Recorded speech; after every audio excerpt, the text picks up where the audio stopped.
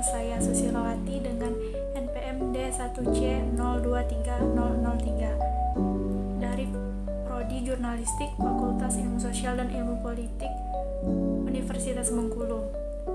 Baiklah, di sini saya akan menjelaskan mengenai manajemen media cetak.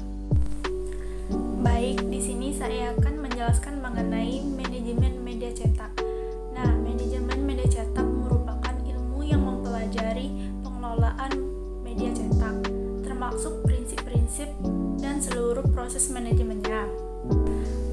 Media cetak ini merupakan media massa yang menyampaikan informasi atau pesan kepada masyarakat luas melalui bentuk publikasi cetak. Media cetak ini merupakan salah satu saluran bagi masyarakat selain media elektronik dan media digital. Berkembangnya teknologi saat ini memberikan pengaruh besar terutama bagi media massa. Oleh karena itu, media massa saat ini harus mampu beradaptasi pada perkembangan zaman. Adapun struktur organisasi dalam media cetak ini. Level manajemen media cetak ini seperti manajemen media cetak lain dan manajemen organisasi yang terdiri dari top manajemen, middle manajemen, dan low manajemen. Top manajemen ini merupakan orang yang menduduki posisi dalam perusahaan. Biasanya merupakan pemilik dari perusahaan tersebut. Dalam mengembangkan perusahaannya, pemimpin umum memegangi 3 kendali, berupa bidang redaksi, bidang percetakan, dan bidang usaha. Pimpinan redaksi ini bertanggung jawab dalam isi penerbitannya. Yang kedua ada pimpinan percetakan yang bertanggung jawab dalam hasil penerbitannya. Yang terakhir ada pimpinan usaha yang berperan sebagai mengembangkan usaha penerbitan. Berikut departemen yang ada dalam organisasi percetakan. Yang pertama itu pimpinan redaksi, merupakan orang yang bertanggung jawab terhadap isi penerbitan pers, serta jika ada tuntunan hukum yang disebabkan oleh isi pemberitaan tersebut.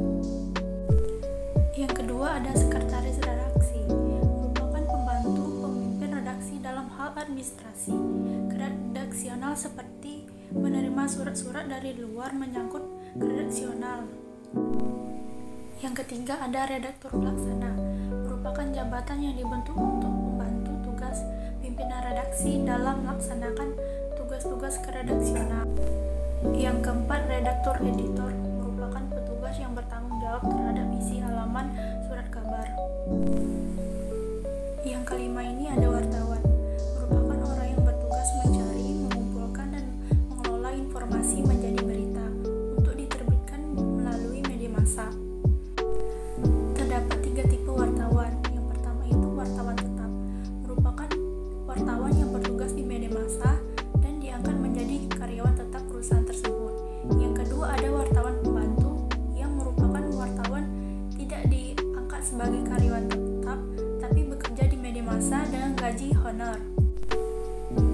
Yang terakhir ini wartawan lepas, merupakan wartawan yang tidak terikat dengan satu perusahaan.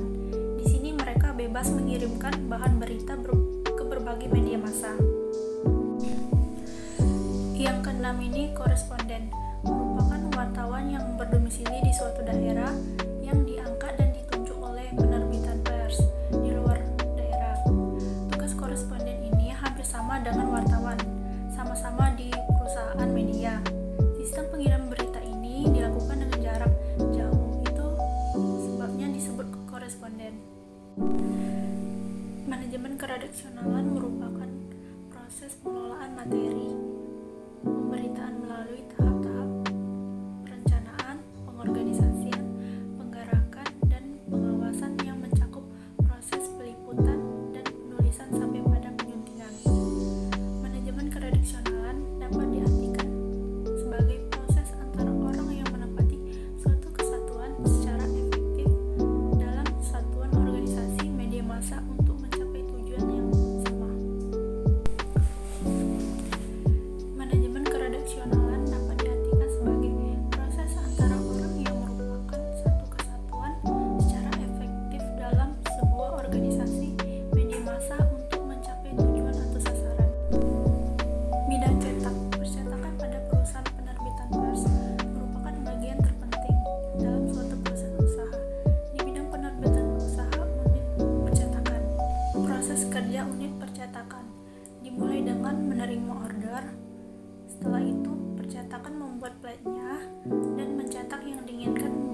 example. Dengan hal ini, isi penerbitan pers adalah tanggung jawab dari penerbitannya sendiri.